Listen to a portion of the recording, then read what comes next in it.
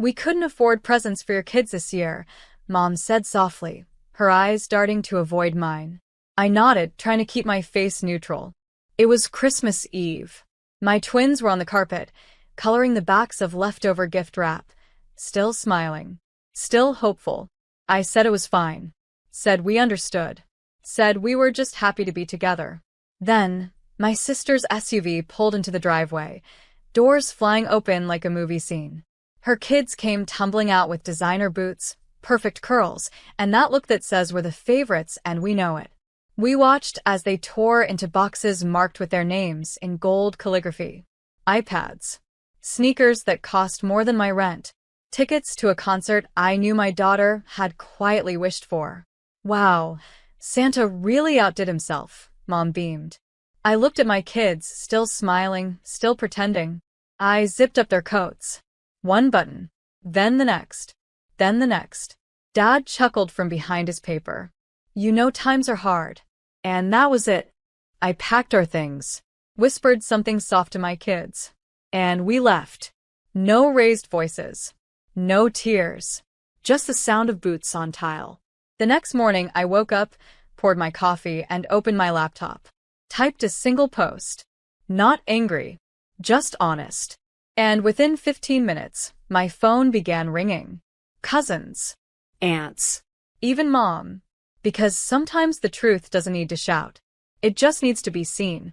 My name is Sabrina Lowe, I'm 34. And if you think you know how this ends, stay tuned. What happens when the invisible daughter finally says, I was there. I noticed. And I remember everything. My post wasn't dramatic. No names. No accusations. Just a photo of my kids that morning, sitting cross-legged on the floor, smiling over mugs of cocoa and dollar store candy canes. Captioned, no iPads. No designer sneakers. Just love, warmth, and the quiet strength of children who are used to being last. It hit like a match dropped in dry grass. The comments came fast. Then the private messages. Then the missed calls.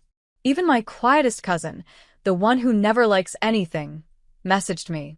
I always wondered how you handled it. I see you now. By noon, Mom texted. Why would you embarrass us like that? You made it look like we don't love your kids. You could have just talked to me. But I had talked. Every year. Every holiday. Every overlooked birthday and forgotten milestone. I talked when I offered to host. Talked when I asked for fairness. Talked when I sent handmade gifts for their grandkids and got silence in return. She only heard me when other people did. I responded with a single line. You said you couldn't afford them. But somehow, you always find room in the budget for favorites. No reply. Just 3 little dots. Typing. Then disappearing. By evening, my sister had joined the parade. That post was passive-aggressive. You ruined Christmas for Mom. I didn't reply to her either. Because Christmas had already been ruined. When 2 kids sat quietly in the corner, unwrapping nothing but silence. I wasn't bitter. I was done. And once a mother decides she's done watching her children be made invisible, she becomes someone you can't guilt back into silence. The next day, I got a knock at the door. Not a call. Not a text. A real knock, soft, hesitant. I opened it to find my Aunt Vanessa, the peacemaker of the family. Always neutral. Always smiling. Always quick to say, let's not make drama. She held a tin of stale cookies and a look that said, I'm not here for them. I'm here to clean up their mess.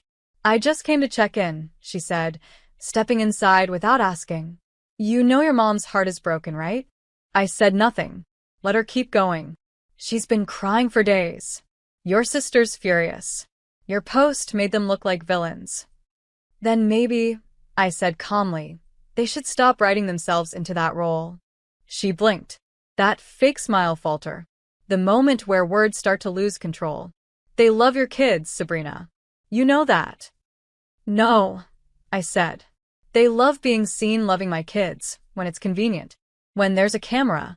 When it costs nothing. She sat on the edge of the couch like she couldn't stay long, but didn't want to leave empty-handed. Why not just let it go? She asked softly. I stood, walked over to the shelf, pulled out a shoebox. Inside, 7 years of cards my kids had made. Thank you notes for gifts that never came. Drawings labeled to Grandma and Grandpa, mailed with sticky fingers and hope. Not once had they been acknowledged. I placed the box in her lap. Tell her, I said. Tell her they kept showing up, even when they were forgotten. Vanessa left without saying goodbye. Some silences echo longer than any scream. 2 days passed. No calls. No texts. Just silence. The kind that doesn't come from reflection, but from offended pride. The kind that says, "How dare you expose us?" Not, "How did we make you feel this way?" And then came the Facebook post. Moms, of course.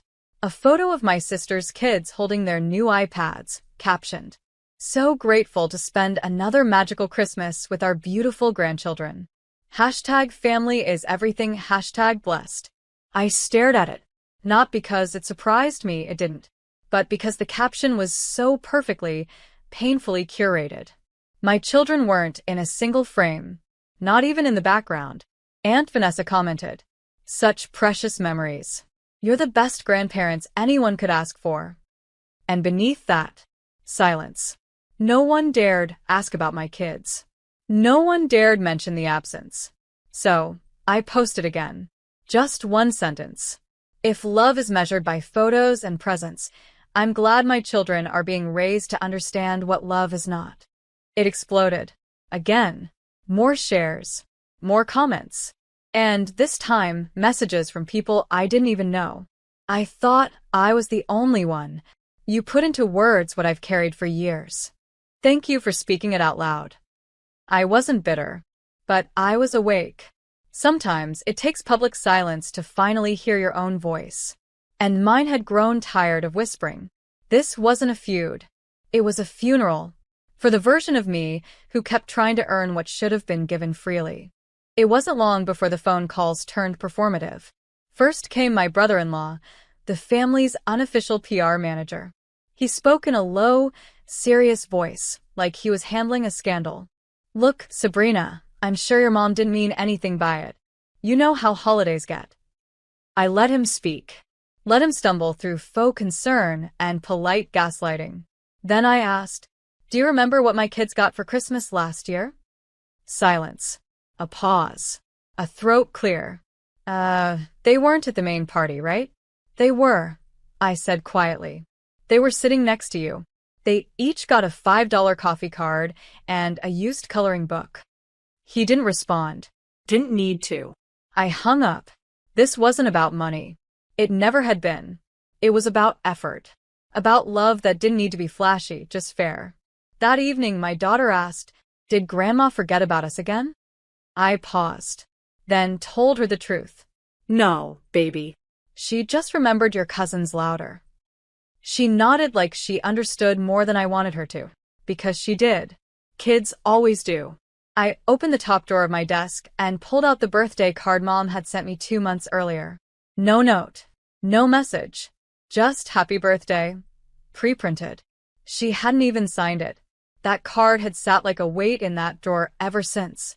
I handed it to my daughter. "Do you want to draw something on it?" She did. A heart. 2 stick figures. 1 tiny line underneath. "Maybe next year." I took a photo of it. Saved it. Not for vengeance. For proof. That I wasn't crazy. And they weren't invisible. By the following week, I stopped expecting apologies. Not out of bitterness. Out of clarity. I finally understood. They weren't sorry for what they did. They were sorry I said it out loud. Mom sent one last message. "Families have ups and downs. But making things public? That's cruel. You've embarrassed us enough." I didn't reply.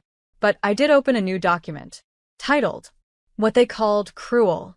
And I listed it. Not noticing when my son spent 3 Christmases in the same hand-me-down sweater. Mocking my daughter's handmade gifts while praising store-bought ones for my sister's kids. Laughing when I said we couldn't afford a family cruise. Telling me to relax when I asked for fairness. I wasn't keeping score. I was keeping receipts of reality. That Friday, I published a new post. Not a rant. Not a drag. Just a letter. To the families who claim unity while practicing favoritism. We see you. Our kids see you. And no amount of group photos or holiday captions can cover the quiet sting of being the ones always left out. We're not angry anymore. We're awake. And that's more dangerous than silence will ever be. By Sunday, a new cousin reached out. One I barely knew. I shared your letter with my therapist. Thank you for being brave enough to say it. I didn't feel brave. I felt free. Because sometimes the most radical thing a woman can do is stop asking people to remember what they refuse to see and start documenting it instead. It took one final call to confirm everything I already knew. It was from my sister. I almost didn't answer, but curiosity got the better of me. Sabrina, she began, voice tight with practiced calm. Mom's been sick over this. She's not eating. She's embarrassed to go to church. You've made her look like a monster. She did that herself, I said. Years ago. I just stopped covering it up. My sister sighed like I was exhausting. You're so dramatic. This could have been fixed with a single conversation. I almost laughed. Instead, I said, I tried. I talked. I gave. I forgave. But none of that ever changed how our kids were treated. They were an afterthought. So now, I've stopped pretending they weren't. There was silence on the other end.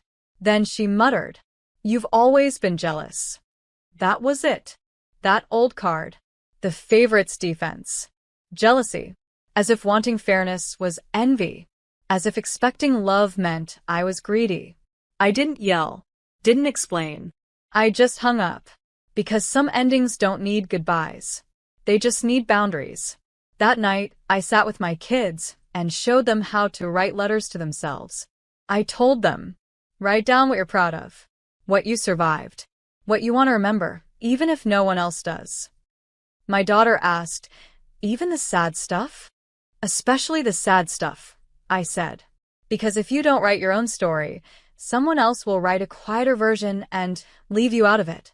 She nodded and kept writing, just like I had. I didn't hear from them again. No apology. No flowers. No dramatic knock on the door with teary eyes and trembling voices. Just silence. But for the first time in years, it didn't feel like punishment. It felt like peace. The kind of peace that arrives when the door finally closes behind someone who never truly saw you. The kind that settles in your bones when you stop hoping for recognition that was never coming. A few months passed. We healed in small ways. Mornings became lighter. Laughter came easier. My kids no longer stared at the mailbox with cautious hope every holiday. Then one afternoon, I received an envelope. Cream-colored, thick, formal. Inside, an invitation. My sister's third baby shower. Gold embossed. Theme. Little royal on the way. Not a note. Not a we miss you or hope you're well. Just a gift registry. Luxury brands only. iPads and Dior baby shoes. I didn't RSVP. I didn't text.